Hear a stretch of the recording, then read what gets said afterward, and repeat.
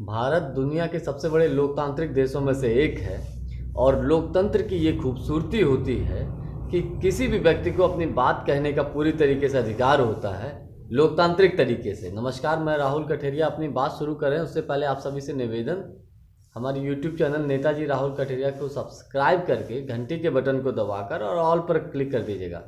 साथियों, मैं बात कर रहा हूं अभी एक दो दिन पहले जिस प्रकार से इलाहाबाद और जिस प्रकार से पटना में जो घटना घटित हुई है, रेलवे एनटीपीसी ग्रुप डी के छात्रों ने बड़े ही लोकतांत्रिक तरीके से अपना विरोध प्रदर्शन दर्ज कराया था सरकार के खिलाफ, सरकार के समक्ष।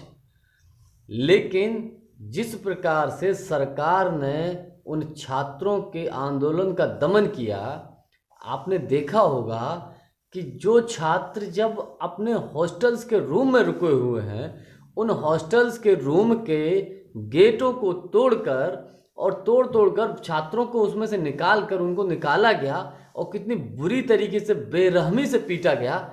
मैं समझ सकता हूं एक लोकतांत्रिक देश में ये चीज़ शोभा नहीं देती है, क्योंकि छात्र सिर्फ अपने हक की आवाज़ को उठा रहे थे। अगर उनके साथ अन्याय, उन्होंने कहा है कि मेरे साथ अन्याय हुआ है, तो सरकार को ऐसा करना चाहिए कि निष्पक्ष तरीके से उसकी जांच हो और जांच करके छात्रों के हित में जो न्याय या जो निर्णय हो सकता है वो देना चाहिए।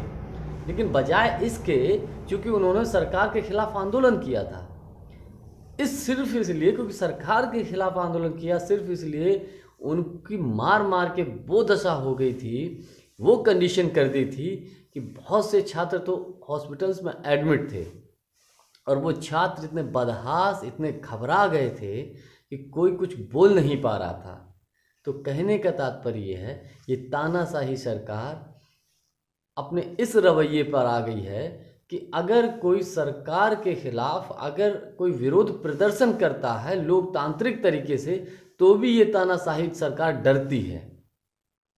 और डर इस बात का, सत्ता के जाने का डर, इस बात का कहीं सरकार न चली जाए। अरे युवा जाग गया है, अपने हक और अधिकारों की जब लड़ी जाएगी, और जब आप किसी को, युवाओं को कब तक गुमराह कर लोगे?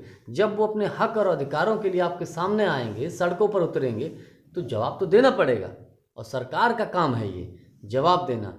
तो मेरे कहने का तात्पर्य ये है, भारत जैसे लोकतांत्रिक देश में बहुत ही दुखद और बहुत ही गंभीर बात है। मेरा तो सरकार से यही निवेदन है, रिक्वेस्ट है कि छात्रों के हित में निर्णय लिया जाए और छात्रों की जो मांग है उनकी मांगों पर पुनर्विचार किया जाए, और जो भी वो जांच के लिए बात कह रहे हैं, भर्ती में जो धांधली हुई है, उसको उजागर किया जाए। बस मेरा यही कहना है। धन्यवाद, नमस्कार।